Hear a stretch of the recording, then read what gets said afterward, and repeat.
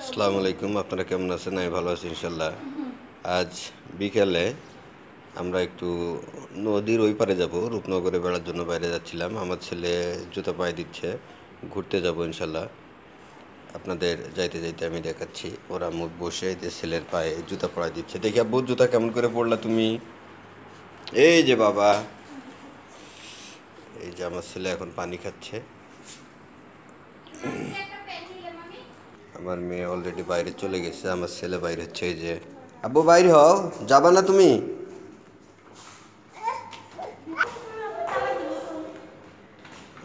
সবাই বাইরে হচ্ছে। বাবা, কি হয়েছিল ওই দিন? তালা দাও, তালা দাও।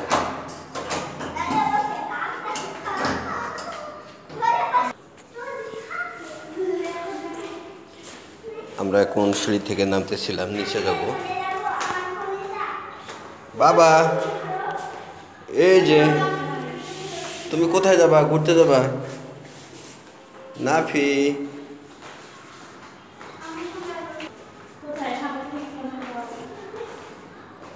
বাবা। সিঁড়ির মধ্যে অন্ধকার, তো এই জন্য লাইট জ্বালাই দিয়েছি। হ্যাঁ, সিঁড়ির লাস্ট স্টেপ চলতেছে, আমরা মোটামুটি নিচে চলে এসেছি অবশ্যই। এই যে এটা কেচি গেট।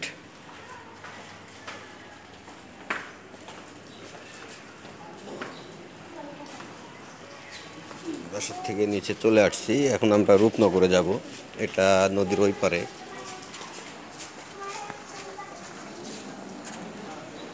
কি মা?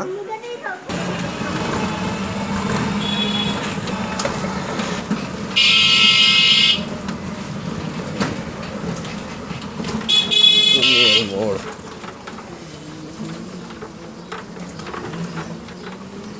এই যে মানিক আঙ্কেলের যে এই বাসায় ছিল ভাড়া। হ্যাঁ,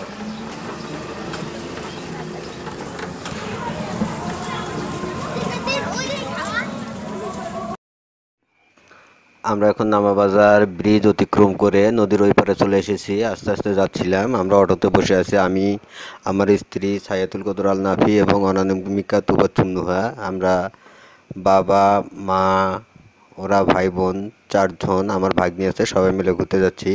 রূপনগর যাওয়ার রাস্তাটা আগে অনেক ভাঙাচোরা ছিল, এখন অনেক পরিষ্কার হয়েছে এবং নিট অ্যান্ড ক্লিন, অনেক ফ্রেশ রাস্তা একটা হয়েছে। আপনারা গেলে বুঝবেন। আগে যে পরিমাণ ভাঙা ছিল, অটোতে বসে থাকা যাইতো না, এখন সেই সুন্দর করছে। রাস্তাটা দেখলে বুঝতে পারতেছেন আপনারা কত সুন্দর দেখা যাচ্ছে। দুই পাশে ছোট ছোট বাড়ি আছে, গ্রামের মতো ফিল দেখা যায়, মনে হবে যে গ্রামে। এটা ঢাকা শহরের একটু বাইরে, গ্রাম্য পরিবেশ, ঘুরতে গেলে অনেক ভালো লাগে। বিকেল টাইম এই রূপনগরে গেলে অনেক মজা লাগে। চারপাশে খুব ফাঁকা জায়গা, রাস্তা আছে মাঝখান দিয়ে, দুই পাশে মানে জমি আছে অনেক। আপনারা দেখতে পাচ্ছেন ধান ক্ষেত আছে, কলার গাছ আছে, কত কি রাস্তার দুই পাশে দেখা যায়। ঢাকা শহরে তো ইট পাথরের দেয়ালে ঘেরা, মানে কিছুই দেখা যায় না। হাতের বাম পাশে একটা সোজা রাস্তা চলে গেছে। আমরা এখন ডান পাশ দিয়ে রূপনগরের উদ্দেশ্যে যাচ্ছি। সামনে একটা অনেক সুন্দর ব্রিজ আছে, আপনারা দেখলে বুঝতে পারবেন কি সুন্দর একটা উঁচা ব্রিজ।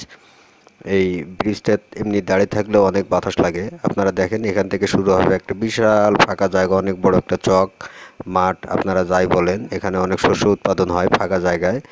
এই সামনে একটা ব্রিজ আছে, এটা হলো বুড়ির ব্রিজ নাকি বলে, যাই হোক ব্রিজটা অনেক উঁচা। এই যে আমরা এই ব্রিজের উপরে উঠতেছি, ব্রিজটা দেখলেও ভালো লাগে। অনেক সুন্দর একটা ব্রিজ বানাইছে। এই রাস্তাটা দিয়ে মানে হাঁটাচলা করলেও ভালো লাগে ফাঁকা জায়গায়। ঢাকা শহরে দেখেন কত বড় একটা বিশাল চক। আপনারা যদি ঢাকার ভিতরে কেউ থাকেন, মাঝে মধ্যে এই রূপনগরে ঘুরতে এলে দেখবেন যে কত মজা লাগে। আপনারা মাঝে মধ্যে একটু রূপনগরে এসে ঘুরে যাইতে পারেন। বিশেষ করে এই রূপনগরটা আপনাদের প্লাস আমার সবারই ভালো লাগবে কোন সময় আসলে জানেন? সেটা হচ্ছে আপনাদের সরিষা যখন উৎপাদন হয়, মানে রোপণ করা হয়, ওই সময় যখন সরিষার ক্ষেতে সরিষাগুলো ছোট থাকে তখন সবুজে ভরপুর হয়ে থাকে। আর যখন সরিষার গাছগুলো বড় হয়ে যায়, ফুল আসে, যখন দেখবেন যে হলুদে পুরা এলাকা হলুদে ভরপুর হয়ে যাবে, সেই সুন্দর এক হলুদ আর হলুদ।